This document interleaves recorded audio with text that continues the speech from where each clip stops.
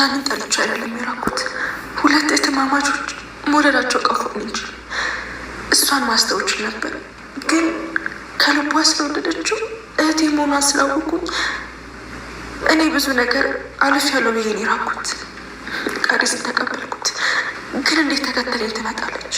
እህት አይደለች እንዴ? ለምንስ በአፏ እወድሻለሁ ያለች በተግባር ግን እኔን ለመጉዳት ትሞክራለች? እኔ ሰው ነገር ሊገባኝ አልቻለም። ሰው እንዴት ነው የሚያስበው? ምንም ነው ትክክል ብሎ የሚያስበው? ልክ ያለው ነገር እየሰሩ እንዴት ነው መኖር የሚቻለው?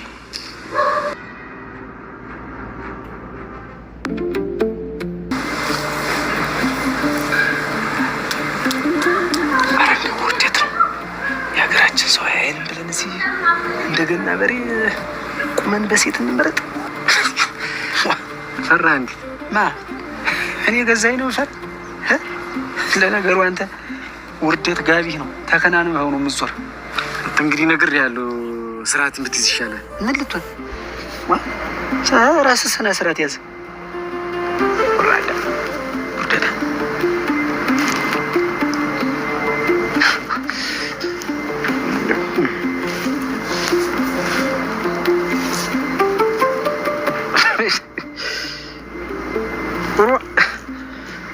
እንዴት ቆላ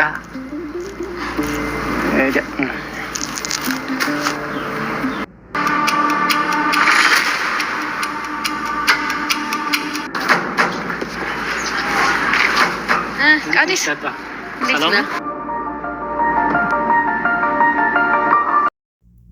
ኤቢ ያየችውን ማመን አቃታት። ቃዴስ እንደቀጠራት ዳጣን ቀጥታ ቃዴስና ዳጣ ተገናኙ። በዚህ ጊዜ ኤቢ ተደብቃ ስታይ እንዴት ይሄንን ልታደርግ ቻለይ? እንዴት በማለት በጣም ስሜቷን መቆጣጠር አልቻለችም።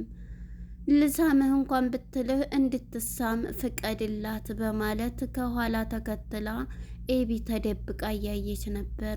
እኔ እኮ ናታንን እየወደድኩ እየተውኩላት ሁለት እህታማቾች አንድን ወንድ አፍቅረው ብዬ ነው ናታንን እየወደድኩ ለሷ ብዬ የተውኩት በማለት አሁን ደግሞ እንዴት ቃዴስም በማለት እወድሻለሁ ትል ነበር። ራስ ወዳድ ሆነበት እያለች እንግዲህ ዳጣም በማታውቀው ነገር ወጥመድ ውስጥ ጨምሯታል። ቃዴስ የተባለው ሁለቱን ወንዶች ልታጋድል የተነሳችው ለዛ አሁን ላይ እሷን የሚመርጡበት መስፈርት አዘጋጅታላቸዋለች። ሁለቱ ወንዶች እንግዲህ ከእሷ ፊት ንግስት ሆና ቁጭ ብላ መስፈርቷን እየጻፈችላቸው ትገኛለች። ሁለቱም ጎብለል እያሉ እሷ አንተን ተመረጠች አይደለም ከእናንተ ጋር በሄዳችሁበት መንገድ አልሄድም፣ አንተም እኔን ከመረጠኝ ሲለው እኔም በፍጹም አንተን ከመረጠች በየትም ወደዚችም ዙሬ አልተኛም በማለት ሁለቱም ቃል ተገባብተው ሁለቱም ምርጫ ላይ ውድድር ቀረቡ። እሷም ይሄንኑ ምርጫዋን መስፈርቷን እየነገረቻቸው ትገኛለች። በጣም ይገርማል። ኤቢ በስሜት ሰላምን አንገቷን ሲጥ አድርጋ ልገላት መጣ። የእኛም ቤት እንትን ብለሽ ምን ልትሰሪ ነው? ከስሸሽ መተሽ ደግሞ እዚህ ቤት የመጣሽው በማለት አንገቷን ሲጥ አደረገቻት። ሰላም ጤና ይስጠልን። ውድና የተከበራችሁ የቻናል የቤተሰቦች እንኳን ወደ ቻናል በሰላም መጣችሁ። ዳጣ የተሰኘው ተከታታይ ድራማ ክፍል 163 ተለቀቀ። በባለፈው ፓርት እንግዲህ ሰላም ቀጥታ ወደ አቶ ደረጀ ክላስ ወደ ተኛበት እሱ ታሞ ለመጠየቅ ገብታ ነበር ከውሃ ጋር።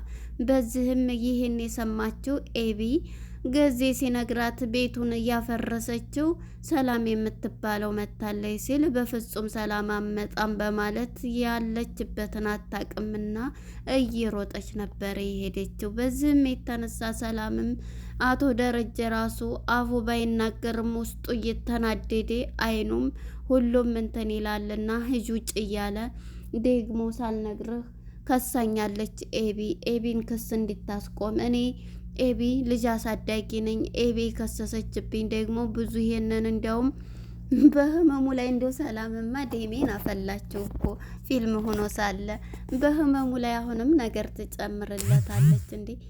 ምን ብትለው ጥሩ ነው? አሁንም ዳጣን የወለድኩበት የዳጣን የምናገራለሁኝ እያለች ለአቶ ደረጀን ስትለው ውጭ እያለ አፉ መናገር እንኳን ባይችል ጆሮው ይሰማል።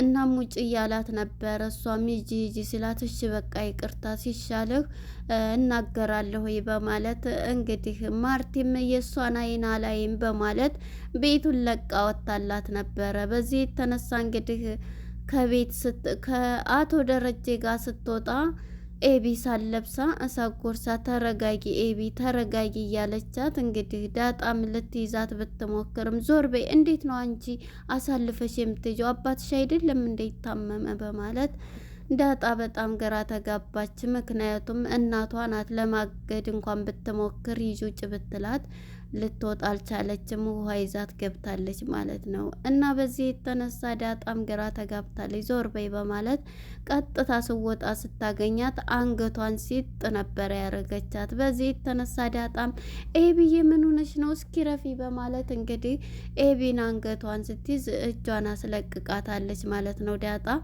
ዞር በይ፣ ይሄን ቤት እንዴት አታፍሪም? እዚህ ቤት እንትን ያልሽው አንዲት ንብረት አታገኝም። አንዲት ንብረት ልጅሽን ትሰጫለሽ፣ አንቺ ትታሰሪያለሽ እያለች ነበር። አሳስራታለሁ፣ ይሄን ደግሞ ካላደረኩኝ እኔ ኤቢ አይደለሁም በማለት እየፎከረች ትገኛለች። ኤቢ ማለት ነው በንዴት እንዴ እኔ አንቺን አሳድጌሽ እኔ ልደበድብኝ እያለች ታጠፋሽ ትደበድቢያለሽ በማለት እንግዲህ ኤቢ ሳለብሳ ሳጎርሳ ዳጣም ልትገላግላት ሞክራለች ማለት ነው።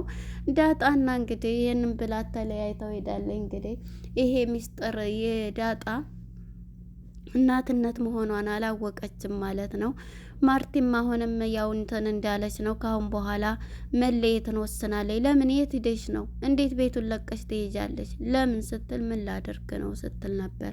እንዴት እሷስ መታለይ እያልኩሽ እኮ ነው ሰላም መታለይ ብትላት፣ ታዲያ እሷ ስትላት እንዴት እንደዚህ ታያለሽ? እሷ መስላኝ እኮ ነው ቤቱን እንደዚህ ያደረገችው ለ20 ዓመት። ታዲያ መንኳት ሰው እሷ ብቻ ሳትሆን ሁለቱም ናቸው በማለት እንግዲህ ወይዘሮ ማርቲ ማለት ነው በጣም ተናዳለች። እናም አሁን ላይ በቃ ሁላችሁም እኔ ውሃንዬ እጠፋለሁኝ፣ ቤቱንም አሁን መከፋፈል ነው ንብረት የቀረን እንካፈላለን፣ በቃ ይሄ ነው መልስሽ እያለ አትታረቁም ከአባዬ ጋር እያለች ነበረ ማለት ነው ኤቢ ማለት ነው። በቃ ምንድን ነው አሁንስ አንድ ነገር የምመክርሽ ሰውን ፈጽመሽ እንዳታምኒ በማለት ባለትዳር ነገ ጧት ህይወት ስመሰርች ምንም ነገር እንዳታምኒ በህይወትሽ ውስጥ እያለች እየመከረቻት ነበር። በቃ አንቺና አባዬ ይሄ ነው እያለቻት ነበር። በቃ ውሃንዬ ከዚህ ቤት እጠፋለሁ፣ የት ነው ውሃን ይዘሽ የምትሄጂው ትላት፣ እጠፋለሁ ብላ እያለቻት ነበረ። እንግዲህ ናታንንም እያስጠነቀቀችው ትገኛለች። ኤቢ ከዚህ ቤት ሁላችሁም ትወጣላችሁ እያለች ነበር። እንዴት ነው የምንወጣው እኛስ ስትላት፣ አንተም ወደ ቤተሰቦች ሂድ፣ ሌሎችን እፈልግላቸዋለሁኝ እነ ለዛስ ገዜስ ሲላን ነበር። ለነሱ እኔ እፈልጋለሁ፣ ለነሱ የትም እያቸው እሄዳለሁኝ፣ ለማንኛውም ነግሬያለሁኝ እያለችው እንዴት ነው የሚሆነው ቢላት፣ በቃ ቤቱ ብቻውን ሲሆን ያን ያያሉ፣ አባዬም እማዬም ሲለያዩ እኔም ውሃንዬ እሄዳለሁ እያለች ለናታን እየነገረችው ነበረ ማለት ነው። እንግዲህ ናታንና ዳጣ የፍቅር ምሽት አብረው እያሳለፉ ይገኛሉ ማለት ነው። ፍቅራቸውን በረንዳ ኮከቧን እየቆጠሩ ማለት ነው። እናም እንግዲህ በዚህ የተነሳ ቀጥሮኛል ቀጠሮውን እያለች ነበረ የቃዲስን ነገር ለናታን ለማንኛውም ተጠንቀቂ እያላት ነበረ። ችግር የለም እያለች እንግዲህ ኤቢ ዳጣና አርጁ ተገናኝተዋል ማለት ነው። በቃ ተጠንቀቅ፣ ለማንኛውም አትጥፋ ስላለችው የኔ እህት እኮ ወርቅ ናት፣ ስለዚህ ለእሱ አትገባውም፣ አዎ አትገባም፣ ለእኔ ነው የምትገባው እያለ እኔ እኮ አፈቅራታለሁ እያለ ነበረ እንግዲህ አርጁ ማለት ነው። አርጁም እኔም እኮ ወርቅ ነኝ፣ ወርቅ የሆነ ባል ነው እንትን የሚላት የሚያገባት፣ አንተ ወርቅ አይደለህም የጥቁር ወርቅ የለም እያለችው ነበርና በቃ እሺ በይ ለማንኛውም እያላት እንግዲህ ተጠንቅቀህ እያለችው ቀጠሮዋን እንግዲህ እሱ ምርጥ ቦታ ነው መርጦ የያዘላት ማለት ነው። ቃድስ ከኤቢ ጋር ደውሎ እንገናኝ ብላኛለች እና ኤቢ ፕሮሰስሽና ተዘጋጅተሽ ከኋላ እንድመጭ ብሎ ልኮላታል ማለት ነው። ኤቢም እንግዲህ ከቀጠሩባት ቦታ ተደብቃለች ከጫካው ውስጥ ማለት ነው። ለምን ይሄን ቦታ የመረቀው ሲል አይ ገለል እንድል ሰው እንዳያየን በማለት እንግዲህ ለዳጣ ይሄንን ብሏታል። እዚህ ቦታ ነኝ ብሎ ማለት ነው። ወደዚህ ከመምጣታችን በፊት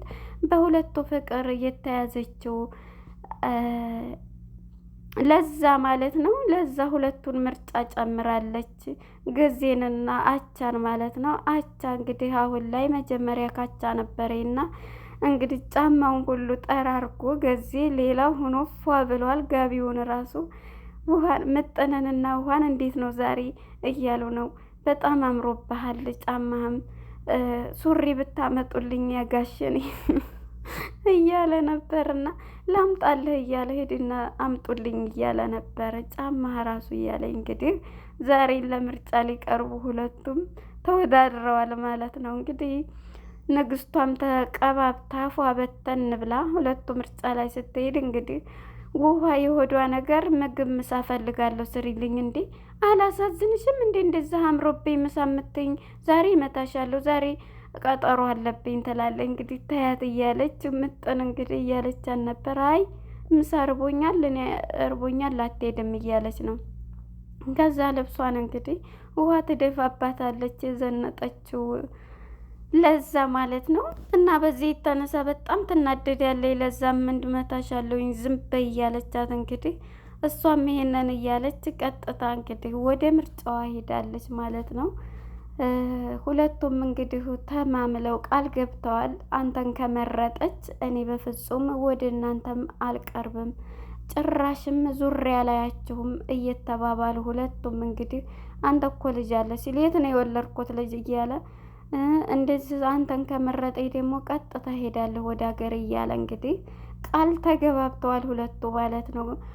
በዚህም የተነሳ እንግዲህ ንግስቷ መስፈርቷን እየጻፈች ሁለቱ ገዜ መቼም ፏ በተን እያለ ቆላ ይለዋል ማለት ነው። እንዴት ያደርጋል እያለ ዝም በል አሁን አንተን አትመርጥህም እያሉ ሁለቱ የሰው ልጅ ልቡ እንጂ ልብሱ አይደለም ዋናው ልቡ ነው እያለ እንግዲህ አቻም እመረጣለሁ እያለ ነው። ይሄም ንቅት ብሏል ማለት ነው። ገዜም እንግዲህ ሁለቱ ቀርበው እሷን መስፈርቷን እየጻፈ ያር እንደ ሀገር ሰው እንዲያየን የሀገር ሰው ቢያን ሁለቱም እንደ ፋሲካ በሬ እንደሚሸጥ በሬ ሁለታችንም እንትን እያለ ነበረ ማለት ነው። ሁለታቸውም መስፈርት ላይ ቆመው ምርጫ ላይ ነበሩ እና በዚህ የተነሳ እንግዲህ እሷም እየጻፈች ሁለቱም ምርጫዋን እያካሄደች ትገኛለች። ወደ ዳጣ ጋር ስንሄድ ዳጣ እንግዲህ በቀጥታ ወደ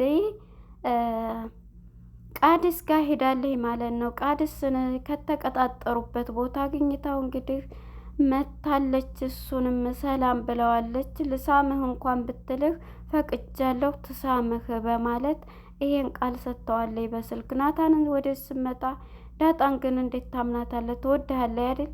እንዴት ለማንኛውም ራስህን ጠብቅ ብላ ትሄዳለች። ምን ለማለት ፈልጋ ነው? ነቃች እንዴ እያለ ነበር። ናታንም ግራ በመጋባት ጥያቄዋ ምንድን ነው ቢላትም ልነግረው ፈቃደኛ አይደለችም። እንግዲህ ዳጣና ቃድስ እንደተገናኙ ቦታው ላይ ዳጣም ኤቢም ተደብቃ እያየች በጣም ነበረ እንግዲህ እዛ ላይ ፈጣ የነበረው እንዴት ይሄ ሊሆን ቻለ? እወድሻለሁ እያለ ናታንን እየወደድኩት እህቴ መሆኗን ሳቅ ትቼ ሄድኩኝ። አሁን ደግሞ እንዴት በማለት እዚህ ላይ ነበር ያለቀው። ለነበረን አመሰግናለሁ። መልካም ጊዜ